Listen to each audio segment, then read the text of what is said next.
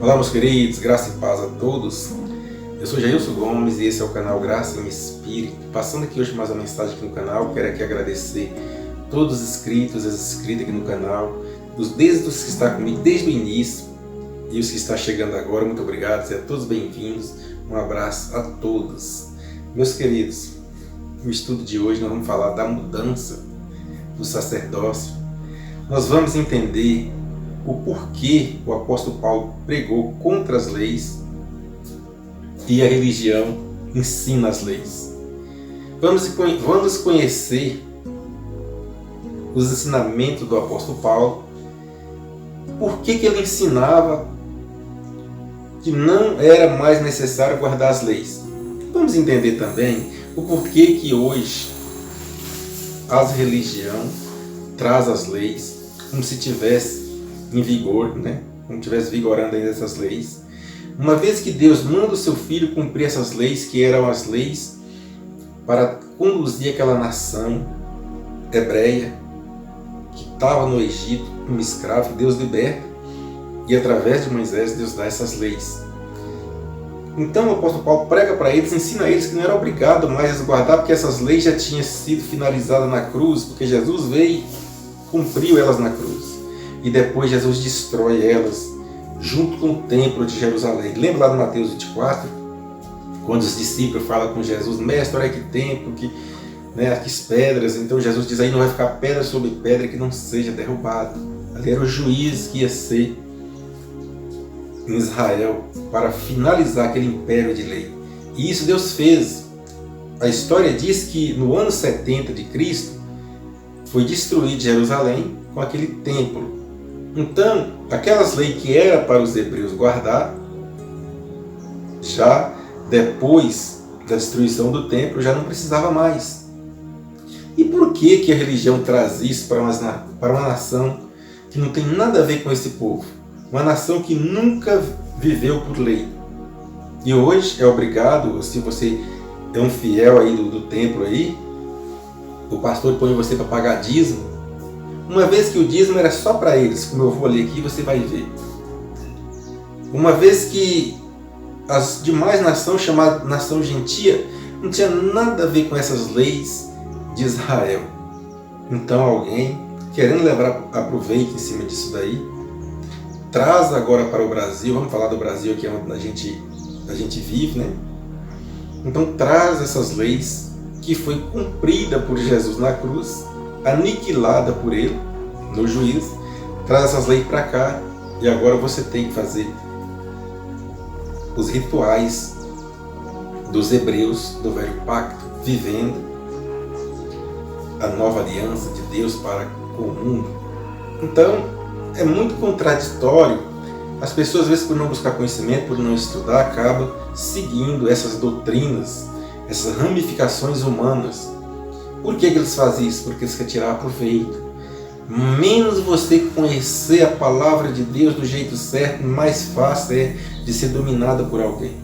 Mas o interesse deles é se dar bem, se enriquecer em cima do povo, colocando você para trabalhar, para pagar campanhas, pagar dízimos, ofertas e uma série de coisas que foi criado, inventado pela religião para prender você, prender a sua mente ali junto com eles, agora ser dominados. Mas vamos pelo estudo que nós vamos entender. Hebreus, vamos começar aqui em Hebreus 7, vamos começar do versículo 5 em diante, os ensinamentos do apóstolo Paulo. E ele vai falar assim no versículo 5 de Hebreus 7: e os que dentre os filhos de Levi receberam o sacerdócio têm ordem, segundo a lei, de tomar os dízimos do povo, isto é, de seus irmãos, ainda que estes também tenham saído dos lombos de Abraão. Então, a ordem era dos filhos de Levi tomar o dízimo, mas de quem? Deles mesmos, dos descendentes de Abraão, dali dos seus irmãos, do povo, das 12 tribos de Israel, não era mais de outras nações. A ordem era para tomar os dízimos deles mesmos. Por que hoje a religião cobra dízimo? Vamos dar continuidade. Versículo 6. Mas aquele cuja genealogia não é contada entre eles, tomou dízimos de Abraão e abençoou ao que tinha as promessas. Então, ele está falando de Melquisedeque que tomou o dízimo de Abraão. Então, a genealogia não fazia parte. Melquisedeque não era do descendente de Abraão, mas ele tomou o dízimo. Esse dízimo foi quando Abraão saiu a guerrear com os outros reis e ele venceu ali dos despojos ali daqueles reis. Ele deu dízimo a Abraão. Abraão deu dízimo a Melquisedeque. Mas esse dízimo não era um dízimo de lei, era um dízimo de gratidão. Versículo 7. Ora, sem contradição alguma, o menor é abençoado pelo maior. Então, Abraão, sendo menor, foi abençoado por Melquisedeque. Mas não que era uma lei para Abraão dar o dízimo para Melquisedeque. Isso vai ser comparado uma coisa com a outra. Vamos continuar. 8. Aqui certamente recebe dízimo homens que morrem. Ali, porém, os recebe aquele de quem se testifica que vive. Então, lá naquela época, recebia dízimos de homens que morrem. E mais na frente, pessoas que não morrem, que vivem. Está falando de Jesus. 9. E é por assim dizer, por meio de Abraão, até Levi, que recebe dízimos, pagou dízimos. Versículo 10. Porquanto ele estava ainda nos lombos de seu pai, quando Melquisedeque saiu ao encontro deste. Então, não tinha nascido. Ele estava ainda nos lombos de Abraão, quando Abraão paga os dízimos para Melquisedeque. Então, essa tribo não existia ainda. Versículo 11. De sorte que se a aperfeiçoação fosse pelo sacerdote levítico, pois sobre este povo recebeu a lei. Que necessidade havia ainda de que outros sacerdotes se levantassem, segundo a ordem de Melquisedeque, e que não fosse contado segundo a ordem de Arão? Então, quando Abraão deu o dízimo, Arão não tinha nascido. Mas se fosse justificado pela lei, não havia necessidade de outro sacerdócio. Aqui agora ele vai comparar, daqui em diante, ele vai comparar o sacerdote de Melquisedeque com o de Jesus. Por quê? A lei não aperfeiçoou nada. Versículo 12. Pois, mudando-se o sacerdócio, necessariamente se faz também mudança da lei. Veja, se mudar o sacerdócio, necessariamente faz mudança da lei. Então, a lei agora, quando muda, o apóstolo Paulo diz que não é mais necessário eles viverem aquela lei, porque o sacerdócio foi mudado. Versículo 13. Porque aquele de quem estas coisas se dizem pertence a outra tribo, da qual ninguém ainda serviu ao altar. Então ele está falando de Jesus, porque Jesus não veio da tribo dos levitas. Não, ele não veio da tribo de Levi, Jesus veio da tribo de Judá. 14. Visto-se ser manifesto que nosso Senhor procedeu da tribo de Judá, da qual Moisés nada falou acerca de sacerdote. Então Moisés não falou de sacerdote da tribo de Judá, da qual Jesus veio. Então, se ali mudou o sacerdócio, se o próprio Jesus veio da tribo de Judá, que não tinha nada a ver com a tribo de Levi, o sacerdócio foi mudado. Então, daqui em diante você começa a entender que aquelas leis já estão ficando para trás. Versículo 15. E ainda muito mais manifesto isto se a semelhança de Melquisedeque se levanta outro sacerdócio. Então, a semelhança de Melquisedeque, porque Melquisedeque ele não viveu por lei. É essa que é a semelhança. Se a partir dali aquelas leis teve fim, dali em diante, a semelhança do sacerdote Melquisedeque, o sacerdote Melquisedeque não tinha lei que pagava dízimo, que lei de cerimônia nenhuma. Versículo 16. que não foi feito conforme a lei de um mandamento carnal, mas segundo o poder de uma vida indissolúvel. Então, a gente vê aqui que não é necessário nem os hebreus, da morte de Jesus em diante, nem eles cumprirem aquelas coisas ali que a lei tinha sido finalizada na cruz. O sacerdócio agora é outro, não é aquele sacerdote da tribo de Levi, é o sacerdócio vindo da tribo de Judá, porque Jesus veio lá da tribo de Judá. Versículo 17, porque ele disse, se testifico, tu és sacerdote para sempre, segundo a ordem de Melquisedeque, que a ordem de Melquisedeque não tinha lei. Não tinha lei. O sacerdote de Jesus agora é para sempre. É para sempre. Agora não tem esse negócio de lei. Não tem negócio porque vamos guardar o sábado. Não tem esse negócio porque agora vamos pegar a Páscoa judaica que ele se transformou numa ceia.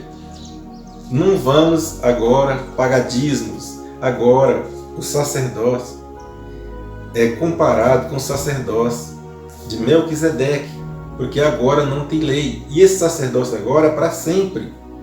Entende? Se para eles foram assim, que a lei era para eles, imagina para nós, os nossos antepassados, que era gentio, que não tinha lei. Vamos dar continuidade, agora vamos ver aqui em Éfesos 3, vamos começar do versículo 1. Por esta razão, eu, Paulo, o prisioneiro de Cristo Jesus, por amor de vós, gentios, versículo 2, se é que tendes ouvido a dispensação da graça de Deus, que para convosco me foi dada. Então, a dispensação da graça de Deus foi dada a Paulo para pregar para os gentios. Por isso que nós, que conhecemos e entendemos a graça, gostamos do ensinamento do apóstolo Paulo, porque ele veio pregando e ensinando aos gentios, ensinando os judeus e os gentios. Versículo 3, como pela revelação me foi manifestado o mistério, conforme acima em poucas palavras vos escrevi. Então aqui ele está esclarecendo que Deus confiou a ele o ministério aos gentios, que por amor aos gentios ele veio agora pregar, ensinar aos gentios. Versículo 4, pelo que, quando ledes, podeis perceber a minha compreensão do mistério de Cristo. Então era um mistério, porque os gentios não esperavam, eles não tinham esperança nenhuma, eles não esperavam. Versículo 5, qual em outras gerações não foi manifestado aos filhos dos homens, como se revelou agora o Espírito aos seus santos apóstolos e profetas. Então os gentios não tinham esperança, nunca tinha sido revelado nas outras gerações. Agora, não agora, hoje, agora na época de Paulo, foi manifesto esse mistério, que era um mistério, os gentios não esperavam. Versículo 6, a saber que os gentios são co-herdeiros e membros do mesmo corpo e co-participantes da promessa em Cristo Jesus por meio do Evangelho. Então, os gentios agora, Deus, através da morte ali de Jesus na cruz, Deus traz os gentios para o Evangelho. Deus busca os gentios para ser filho, e agora os gentios precisam ser ensinados. Mas quem é que vai ensinar os gentios? É o apóstolo Paulo. Deus deu esse ministério a ele. O mistério que era escondido foi revelado a Paulo. Por isso que nós devemos estudar e aprender os ensinamentos do apóstolo Paulo. Porque por eles você vai saber o que aconteceu para que você hoje sinta-se eleito e está na presença do Pai. Versículo 7, do qual fui feito ministro, segundo o dom da graça de Deus, que me foi dado conforme a operação do seu poder. Versículo 8, a mim, o mínimo de todos os santos, me foi dado esta graça, de anunciar aos gentios as riquezas inescrutáveis de Cristo, versículo 9, e demonstrar a todo qual seja a dispensação do mistério que desde os séculos esteve oculto em Deus que tudo criou. Então, era um mistério, os gentios não esperavam, e aí Deus, quando Deus cumpre ali a promessa com os seus escolhidos ali, que eram os hebreus, que Deus manda Jesus que cumpre, agora precisava também acolher os gentios. Mas essa palavra ela estava oculta, isso era um mistério, e Deus agora revela a Paulo. E agora Paulo vem ensinando os gentios. Gálatas 5, capítulo 5, do versículo 3 em diante, está escrito assim de novo: testifico a todo homem que se deixa circuncidar, que está obrigado a guardar toda a lei. Então, se a lei já tinha sido cumprida e o homem continuasse fazendo as práticas, ele estava obrigado a guardar toda a lei.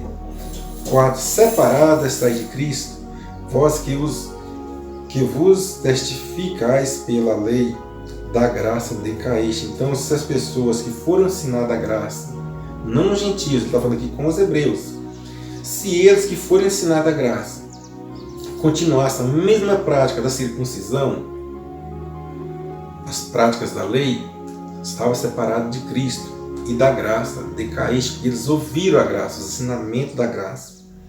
Versículo 5: nós, entretanto, pelo Espírito, aguardamos a esperança da justiça, que provém da fé. Versículo 6: porque em Cristo Jesus nem a circuncisão nem a incircuncisão vale coisa alguma, mas sim a fé que opera pelo amor. Então, essas coisas não tinham mais valor. Essas coisas de lei, de circuncisão, de incircuncisão, agora não opera mais. E quem continuasse fazendo essas práticas estava afastado de Cristo. Efésios 2, vamos começar no versículo 4. Mas Deus, sendo rico em misericórdia, pelo seu muito amor com que nos amou, versículo 5, estando nós ainda mortos em nossos delitos, nos vivificou juntamente com Cristo, pela graça sois salvos. Então, Paulo diz que estava morto nos delitos, nos pecados. Mas agora, com a morte de Cristo, Deus vivificou eles. Porque eles eram transgressores, e Paulo também se incluía no meio, porque Paulo também era hebreu. Paulo também era descendente dos hebreus. Versículo 6: e nos ressuscitou juntamente com ele, e com ele nos fez sentar nas regiões celestes em Cristo Jesus. Então, se Deus já fez sentar nas regiões celestes com Cristo Jesus, se morreu com ele e ressuscitou com ele, você está com ele, você está aqui na terra, mas você precisa viver de acordo com um cidadão do céu. Porque você está aqui, a palavra diz que fez sentar nas regiões celestes. A sua mente tem que estar focada no céu. Tem que pegar esses ensinamentos e conhecer o que foi feito. Reconhecer que agora você é um eleito. Você é um eleito. E se o próprio Cristo fez isso, quem é que pode te afastar da presença de Deus? Versículo 7: para mostrar nos séculos vindouros a suprema riqueza da sua graça, pela sua bondade, para conosco em Cristo Jesus. Versículo 8: porque pela graça sois salvos por meio da fé, isto não vem de vós, é dom de Deus. Então não adianta você ficar ali um dia todo ajoelhado, rezando, orando, sei lá, indo para o monte, comendo esse pedacinho de pão aí fermentado, esse copinho de quiçuca aí. Não adianta você ficar o dia todo, né, com fome, dizendo que está quebrando a carne, que você quer ser salvo. Não é mérito seu. Você já é eleito, já está sentado nas regiões celestes, porque o Pai fez assim. Porque Deus que fez, não é por mérito seu, é pelo amor de Deus, por muito amor, como diz o apóstolo Paulo. 9: não vem das obras para que ninguém se glorie.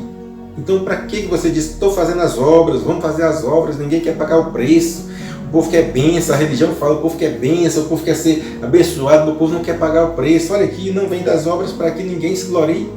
Então você vai falar, eu estou salvo porque eu fiquei o dia todo sem comer, em jejum, quebrando a carne. Não faz sentido, meus queridos, é antibíblico. Vê depois na sua Bíblia, eu estou estudando Efésios 2, versículo 10. Porque somos feitura sua, criados em Cristo Jesus para as boas obras, as quais Deus antes preparou para que andássemos nelas. Então, as obras já foram feitas. Não é para você fazer. Ela já foi feita para que você andasse nelas. Como é andar nas obras? É você saber estudar aquilo que já foi feito, como eu estou estudando, entender por que foi feitas, e que não precisa você fazer. É esse sentido de andar nelas. É andar sabendo que já foi feita e que não precisa você fazer.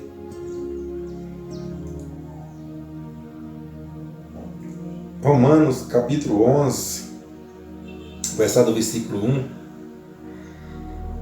1. Pergunto, pois acaso rejeitou Deus ao seu povo? A resposta é de modo nenhum. Porque eu também sou israelita, da descendência de Abraão, da tribo de Benjamim, o apóstolo Paulo falando. Versículo 2. Deus não rejeitou ao seu povo, que antes conheceu, ou não sabeis o que a Escritura diz de Elias, como ele falou a Deus contra Israel, dizendo. Veja bem o apóstolo Paulo ensinando e dando exemplos, né? Dando exemplo. Elias disse, Senhor, mataram os teus profetas, derrubaram os teus altares, e só eu fiquei, e procura tirar minha vida. No versículo 3. Agora versículo 4. Mas, que lhe diz a resposta divina? O que Deus diz a eles? Reservei para mim 7.000 varões que não dobram os joelhos diante de Baal. Então Deus, para Elias falou contra Israel, achando que era o fim. E Deus disse, não, eu separei 70 varões que não dobram o joelho diante de Baal, porque Deus conhece os corações da pessoa. Quando você pensa que é o fim, para Deus não. Versículo 5. Assim, pois, também no tempo presente ficou um remanescente segundo a eleição da graça. Versículo 6. Mas se é pela graça, já não é pelas obras. De outra maneira, graça já não é graça. Então, eu vejo os irmãos que estão na religião, eu estou vivo pela graça, mas está fazendo a obra. A palavra diz que se é pelas obras, a graça já não é mais graça. Entende? Você anula o sacrifício de Cristo. Porque se você entende que é preciso fazer a obra e vai fazer a obra, então você está anulando a graça que Deus fez por você. Você está rejeitando o que o Criador fez para você. 7. Pois que o que Israel busca, isto não alcançou, mas os eleitos alcançaram, e os outros foram endurecidos. Está vendo? O que Israel buscava pela lei, eles não conseguiram. Agora a religião acha que consegue. E Deus mostrou a graça, mas Deus também endureceu o coração dos outros. Daqueles que não quer aceitar, não quer entender o que foi feito, não quer reconhecer a graça. Versículo 8. Como está escrito, Deus lhe deu um espírito entorpecido, olhos para não verem e ouvidos para não ouvirem até o dia de hoje. Essa passagem aqui desse versículo continua aí. Porque a religião diz, olha, é preciso pagar o preço, é preciso fazer as obras. A Bíblia diz, a graça diz, não, já foi feito, não precisa vocês fazer, é para vocês andar. Agora, de outra maneira, se você não aceitar a graça, e você rejeitar, e achar que é pelas obras, você está cuspindo no sacrifício que Deus fez através do seu Filho. Efésios capítulo 1, versículo 3. Bendito seja o Deus e Pai de nosso Senhor Jesus Cristo, o qual nos abençoou com todas as bênçãos espirituais nas regiões celestes em Cristo. Versículo 4.